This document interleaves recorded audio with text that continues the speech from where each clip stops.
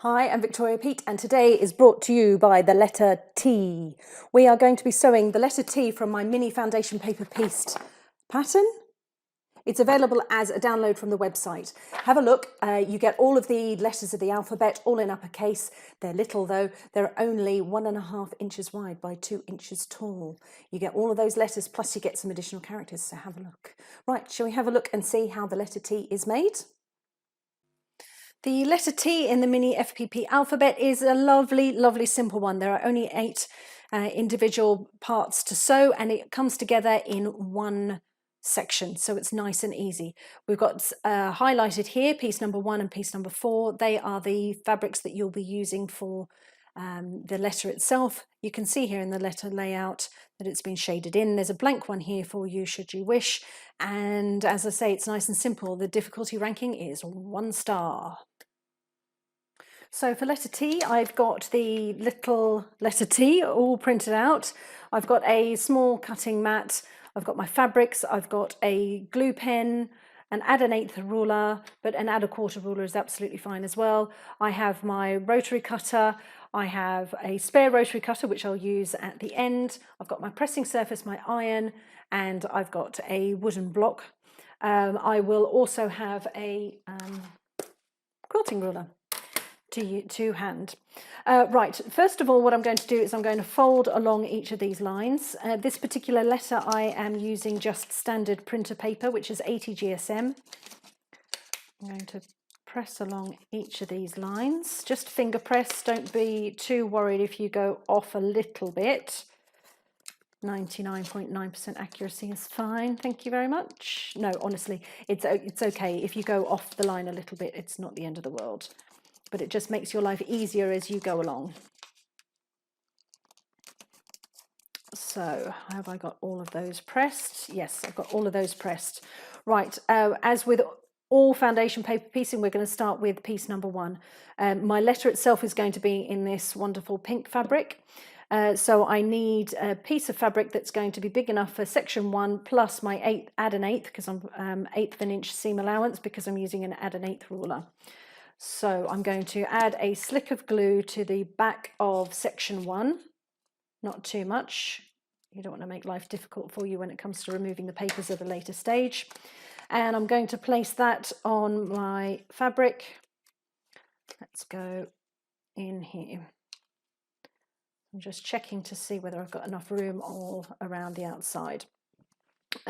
Because I don't want to take all of this fabric to the sewing machine, and I need a nice clean edge to sew piece number 1 to piece number 2. I'm going to fold back along that line that I have pre-folded, and I'm going to take my add an eighth ruler and trim off the excess, and I can place my pink to one side for the time being. I now need a rectangle of fabric that's going to be big enough to sit underneath piece number 2, plus my seam allowance around all the edges. So I'm going to work with this piece of fabric here. I'm going to place my raw edge up against a raw edge on my background fabric. I'm going to be sewing between 1 and 2 from one end to the other. So I need to position on the fabric somewhere where I've got enough fabric to the left and right, or start and finish of that seam allowance. So I'm quite happy that I'm in the right position here.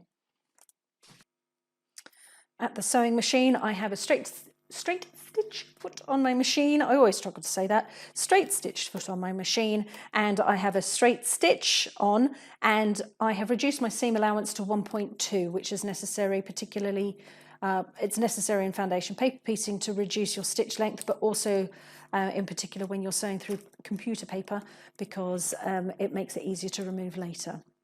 I'm making sure that these edges are matching up against each other, and I'm flipping my paper across, my pattern paper across.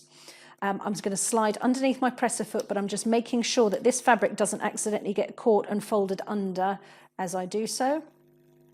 I'm going to line the middle of my presser foot up with the straight line of stitching, or the stitching line, and I'm going to place my needle in the down position.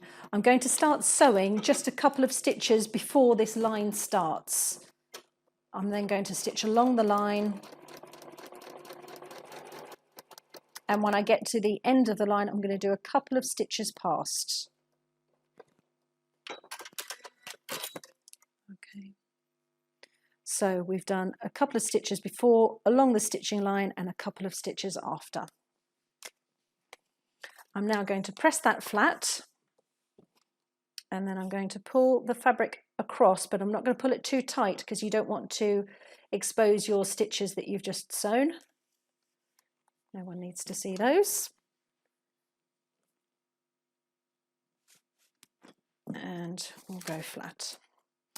Okay, I'm now going to fold back along line number 4 because this is the fabric that I'm working with, and I'd like that to come on piece number 3 on this side. So I'm just going to fold back against number 4, and I'm going to trim the seam allowance back along the top, and then I'm going to go down the side. Okay, so now I need to do, we've got piece number 1 and piece number 2. So we now need to fold back along the line between 1 and 3. I'm going to use my add 1/8 ruler to trim off the seam allowance because we need to trim that back, give us something nice to work with.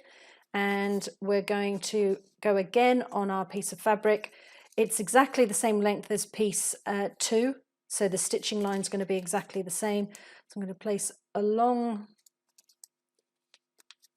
this nice straight edge, take it across to the sewing machine, checking my raw edges are still matching, flip over, and I'm going to stitch along the line, but I'm going to start a couple of stitches before the line and a couple of stitches at the end of the line. There we go, a couple over. I'll press that flat. It also warms up the fibres and makes it easier to then fold away. Gently encourage that away, not too hard. Don't show your stitching. Allow that to cool.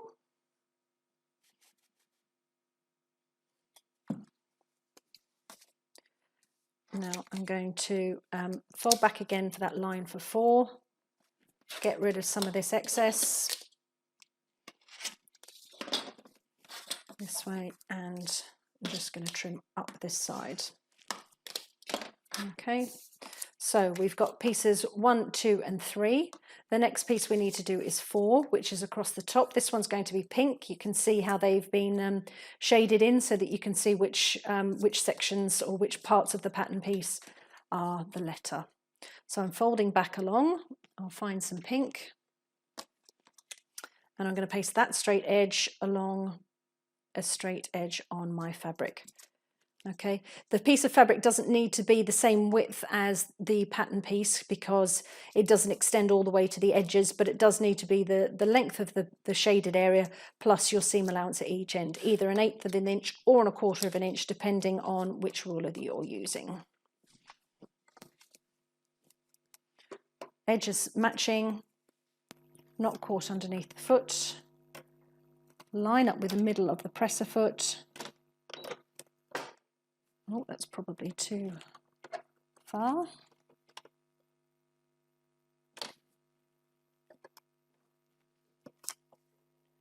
A couple of stitches before, along the line, and a couple of stitches beyond. And press.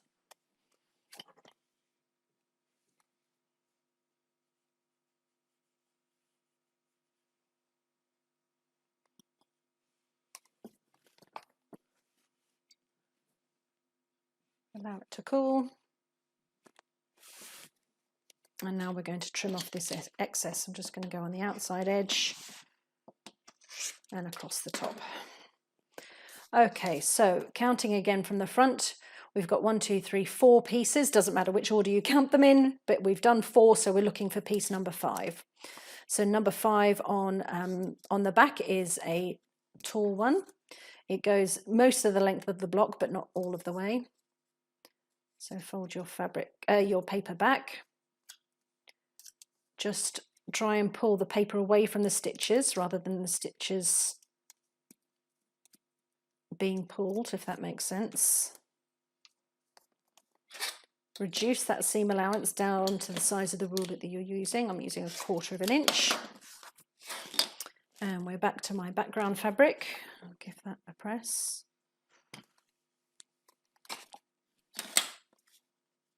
And let's see. So the piece needs to be the length of number 5 plus seam allowance either side. So I think that's going to sit quite nicely just in the middle here.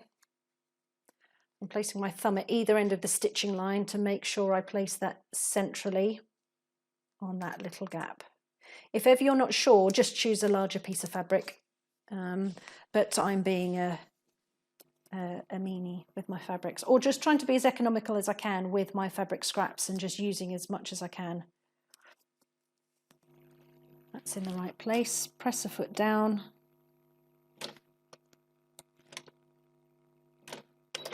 Needle down a couple of stitches before the line starts, along the line, and then a couple of stitches past.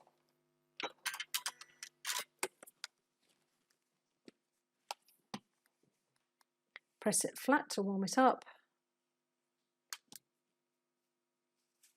Sometimes the iron can be a bit, not rough, but it's just a bit too bulky to try and pull the fabric back. You can use the tip of your iron, but sometimes it's better if you can just use your fingers. Don't scald them, but good to just, if you can use your fingers to just encourage the fabric in the right direction and then give it a press. So that's number 5 done. I'm going to trim that just to the right hand side of the dotted line because number 5 extends into the outside edge of the block. I'm not going to do on the dotted line just yet. I'm going to leave it until a later stage.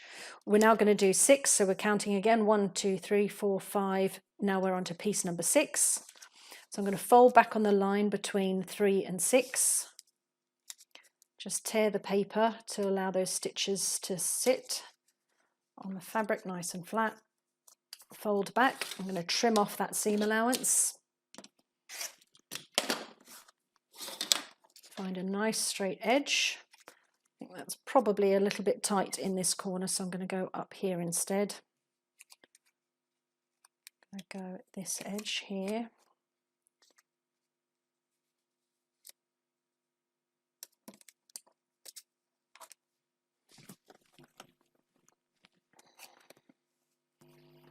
Line it up. Needle down.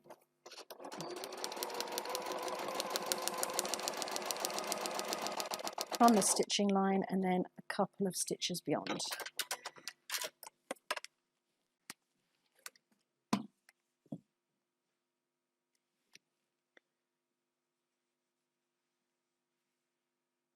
Nice and straight with the fabric. Allow that to cool.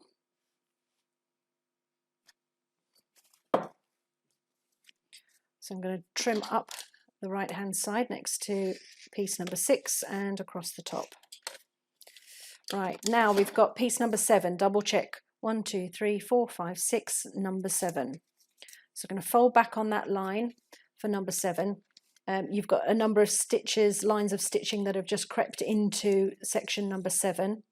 So just take your time. There's a thread caught there.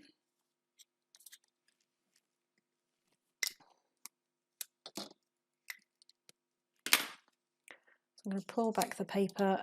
I just want that stitching not to be pulled on too much.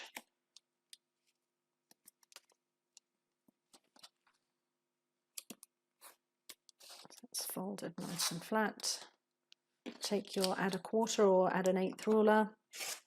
Trim off to give you a nice straight edge to work with. And now the piece of fabric we need is big enough for piece number 7 at the bottom that goes all the way across. Place that there.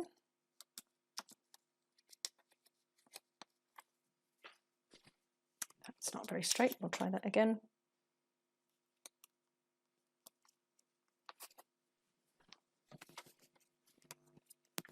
And we're going through the seam allowance at either end.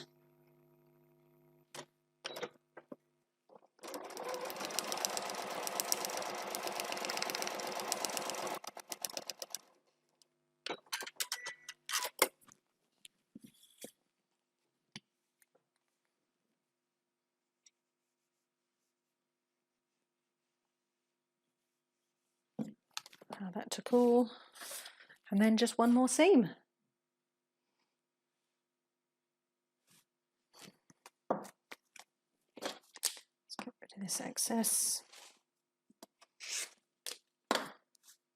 So now we just need to do piece number 8. So we've gone 1, 2, 3, 4, 5, 6, 7, and then we need 8 at the top to finish off our letter T. So again, we're going to fold back on the line for number 8. Try and get those stitches through the paper. Use your ruler to trim your seam allowance, give you a nice straight edge. And we're going to sew onto another, or position on a nice straight edge on our fabric and sew that in place. Oh, I've moved it again. Reposition that. And we're going to sew, as we did with piece number 7, all the way through the seam allowance at either end.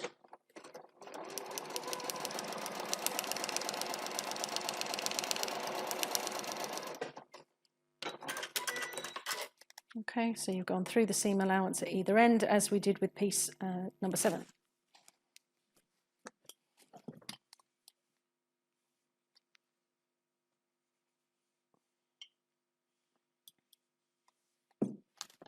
Oh, it's so cute.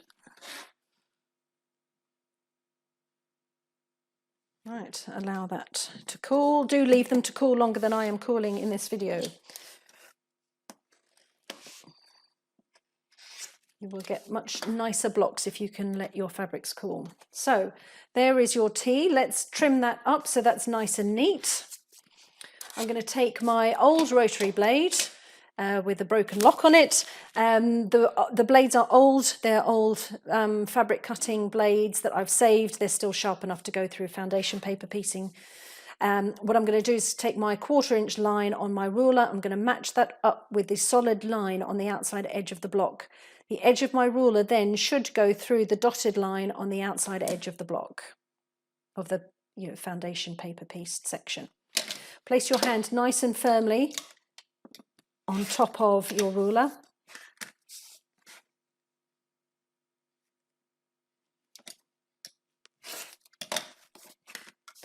More complex blocks can be quite difficult to cut through, so just try and be slow and steady.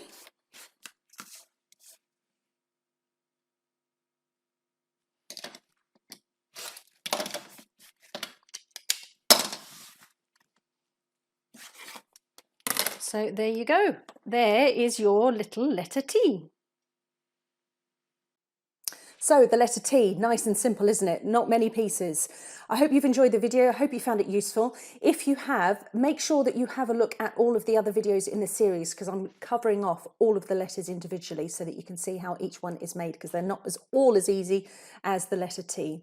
If you're sharing your makes on social media, use hashtag Mini FPP Alphabet, and I would love to see your makes. Catch up with me on Instagram or Facebook, and make sure you follow along on YouTube. See you again next time.